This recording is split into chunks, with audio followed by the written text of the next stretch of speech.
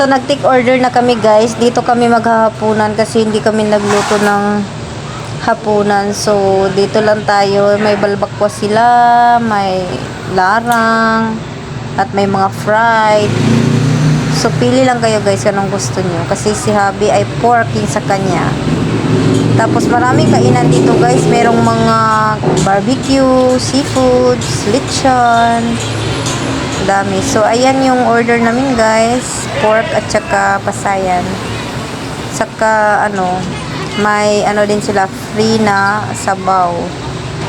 Yan, higop na gid siya guys. Kaya gutom lagi daw siya. 6 PM na yung out. So, nabutman na gid siya, paabot na ko. So, dire na lang minanihapon sa Sibugan. Sibugan ba ni? Sibugan. So, ayan guys. Kain tayo. Sa mga panggutom diha, higop at sabaw. So, masarap yung kain niya kasi nasasarapan siya sa sabaw. So, try nyo pumunta dito guys. At ako naman yung kakain guys. Kain tayo. Yung alam nyo guys, yung kinain ko is pasayan lang kasi yung pork kasi guys parang hindi na siya masyadong crispy kasi gabi na kasi. Gusto ko kasi pag pork crispy. Ayan, sobrang laki. Only 25 pesos lang.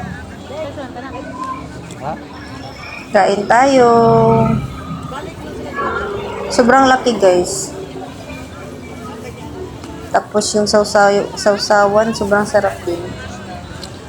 Yan. Sarap. So, sa mga hindi pa po nakapunta dito, try nyo pong pumunta kasi second time ko nang pumunta dito. At ngayon lang ako nakapag-video. Minsan kasi pag hindi na nakapagluto si Habi dito na lang kami kumakain. Baka babalik pa tayo next week. So, yan. Sa mga gutom dyan at hindi pa naghapunan, kain tayo. Sobrang sarap ng guys, pasayan kasi fried talaga siya. Crispy talaga pag kinagat mo. Tapos si Habi anya yun lang kumain ng pasayan kasi sinabi ko sa iyo na yung isa.